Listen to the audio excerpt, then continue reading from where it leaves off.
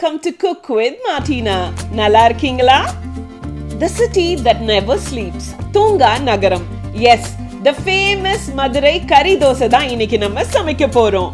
Stove on பண்ணி ஒரு கடாய் வச்சுக்கலாங்க. 3 to 4 ஸ்பூன் எண்ணெயை நம்ம சேர்த்துக்கிறோம். 2 வெங்காயத்தை நல்லா சின்னதா கட் பண்ணி அதையும் இப்போ சேர்த்திருக்கேங்க.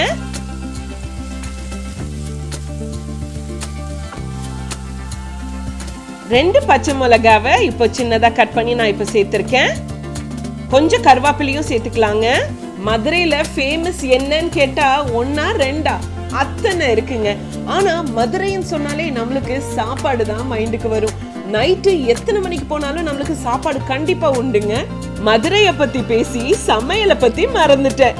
1.5 ஸ்பூன் இஞ்சி பூண்டு பேஸ்ட் தான் இப்போ நான் சேர்த்திருக்கேன். உங்களுக்கு மதுரையில என்ன ரொம்ப பிடிக்கும் அப்படின்னு சொல்லி கமெண்ட்ஸ்ல மறக்காம சொல்லுங்க. இப்போ இதை நல்லா ஃப்ரை பண்ணிக்கலாம். 2 தக்காளியை சின்னதா கட் பண்ணி சேர்த்துக்கலாங்க.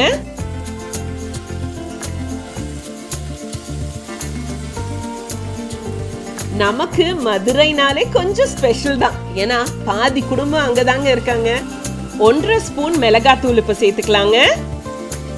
1/2 ஸ்பூன் மஞ்சத்தூள், மல்லித்தூள் 1 ஸ்பூன், மிளகுத்தூள் 1/2 ஸ்பூன்.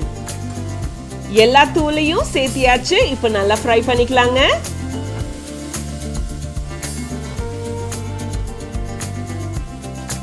மசாலா நல்லா ஃப்ரை பண்றதுக்காக கொஞ்சமா தண்ணி சேர்த்திருக்கேங்க. இப்போ 1 ஸ்பூன் சால்ட் நான் சேர்த்திருக்கேங்க. சப்போஸ் நீங்க நிறைய உப்பு சேர்த்துட்டீங்க, என்ன பண்றதுன்னு தெரியலன்னா பொட்டேட்டோஸ் எடுத்துக்கோங்க. ஒரு பொட்டேட்டோ எடுத்து பாதியா கட் பண்ணி அந்த கிரேவிக்குள்ளேயே போட்டுட்டீங்கன்னா அந்த சால்ட் எல்லாம் அந்த பொட்டேட்டோ அப்சார்ப் பண்ணிருங்க. மட்டன் போன்லெஸ் ஒரு 1/2 கிலோ வாங்கி நல்லா மிக்சியில் அரைச்சு தான் நான் இப்போ போட்டிருக்கேங்க.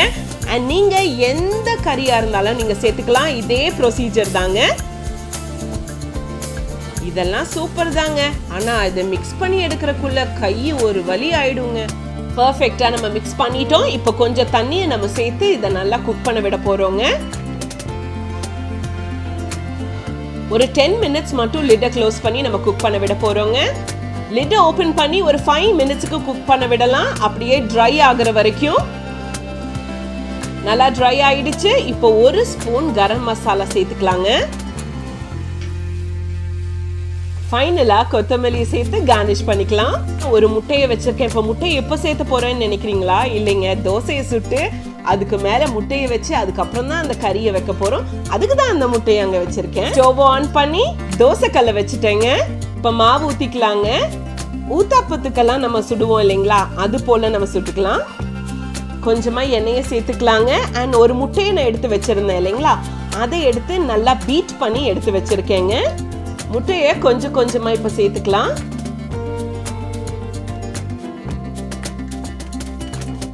முட்டையை நல்லா ஸ்ப்ரெட் பண்ணி விட்டுக்கலாங்க.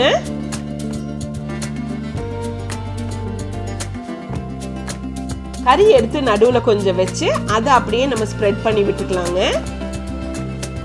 இந்த கறி தோசையில கறி இருக்கே, அப்ப தொட்டுக்க எதுவும் வேணாம் அப்படின்னு நினைச்சீங்கன்னா நல்லாதான் இருக்கும். பட் கொஞ்சம் கறி குழம்பு இல்லாட்டி கொஞ்சம் தேங்காய் சட்னி இருந்துச்சுன்னா அருமையா இருக்குங்க.